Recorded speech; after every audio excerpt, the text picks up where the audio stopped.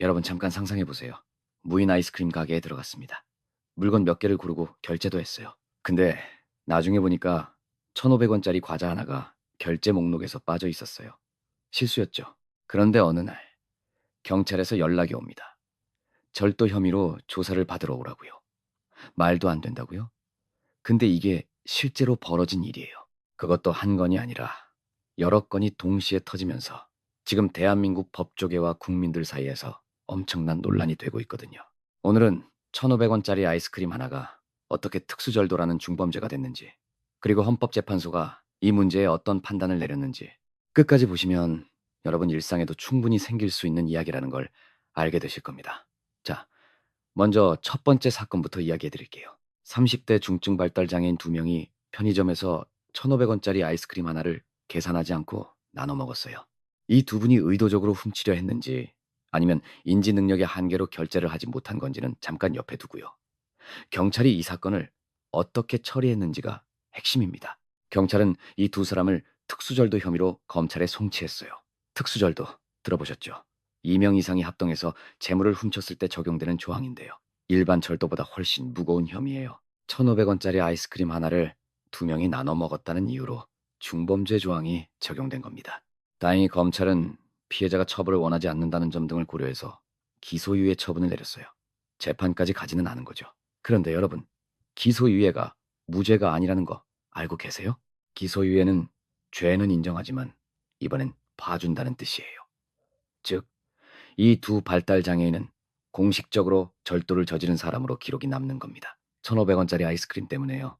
이 사건이 알려지자 여론이 들끓었어요. 경찰과 검찰이 너무 기계적으로 법을 적용한 거 아니냐는 비판이 쏟아졌죠. 근데 여기서 반전이 있어요. 비슷한 시기에 또 다른 사건이 터졌거든요. 이번엔 재수생 김모 씨 이야기예요. 2024년 무인 아이스크림 가게에서 여러 물건을 결제했는데 1,500원짜리 과자 한 봉지가 결제 목록에서 빠진 거예요. 실수로요. 김 씨는 마스크도 쓰지 않고 정상적으로 결제를 했고 카메라에 얼굴도 다 찍혔어요. 의도적으로 뭔가를 숨기거나 피하려는 행동이 전혀 없었던 거죠. 그런데 검찰은 이 사건에도 절도 혐의로 기소유예 처분을 내렸어요. 재수생 신분의 청년에게 실수로 빠뜨린 1,500원 과자 한 봉지 때문에 절도전과 기록이 생길 뻔한 거예요. 김 씨는 이 처분에 불복해서 헌법재판소에 헌법소원을 냈어요. 그리고 헌재가 내린 결론이 정말 중요합니다. 헌법재판소는 재판관 전원일치 의견으로 검찰의 기소유예 처분을 취소했어요. 전원일치예요. 단 한 명의 반대 의견도 없었다는 거죠. 헌재가 제시한 근거를 하나씩 살펴볼게요. 첫째, 절취 고의가 합리적 의심 없이 증명되지 않았다는 겁니다. 절도죄가 성립하려면 훔치려는 의도, 즉 고의가 있어야 해요. 그런데 김 씨의 경우 이 고의가 증명되지 않았다는 거예요. 둘째, 헌재는 경제적 이익을 취할 동기를 찾기 어렵다고 했어요.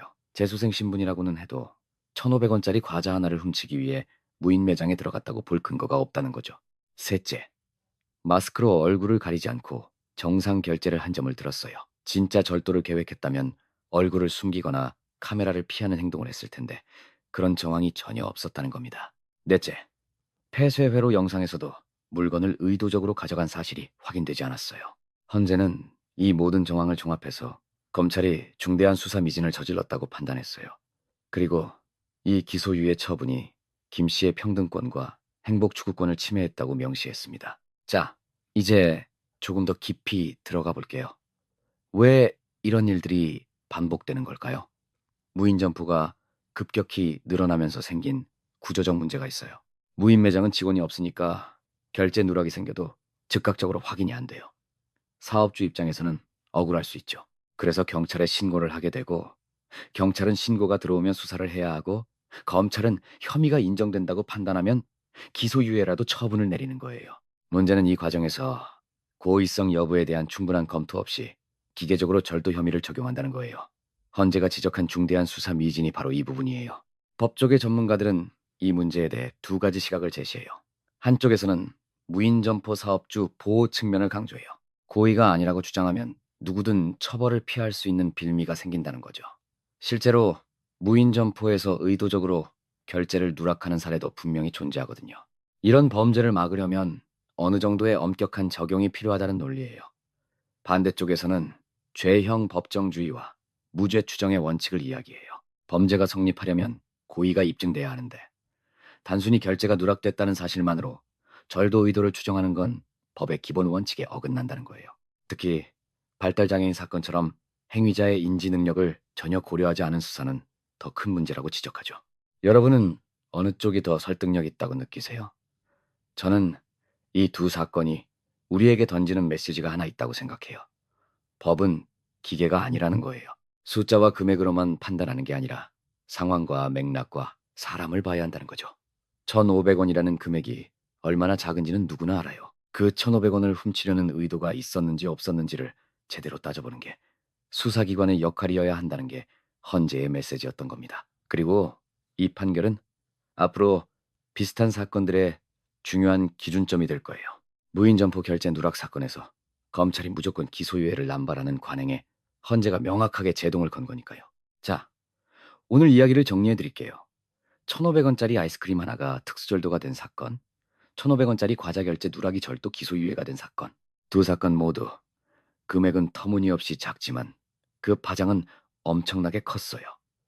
발달장애인 사건은 경찰이 특수절도로 송치했고 검찰은 기소유예로 처리했어요. 재수생 사건은 검찰이 기소유예를 내렸지만 헌법재판소가 재판관 전원일치로 이를 취소하면서 검찰의 기계적 수사 관행에 경종을 울렸습니다. 핵심은 이거예요. 범죄가 성립하려면 고의가 있어야 해요. 그리고 그 고의는 추정이 아니라 증명돼야 해요. 이 원칙이 지켜지지 않으면 우리 중 누구라도 무인 매장에서 실수 한 번으로 전과자가 될 수 있는 거예요. 여러분은 이 사건들을 어떻게 보시나요? 검찰이 너무 기계적으로 법을 적용한 걸까요? 아니면 무인 점포 사업주 보호를 위해 어느 정도의 엄격한 기준이 필요한 걸까요? 댓글로 여러분의 생각을 남겨주세요. 다양한 의견을 정말 기다리고 있어요. 이런 법률 이슈, 생활 속 사건들을 계속 깊이 있게 다뤄드릴 테니까요.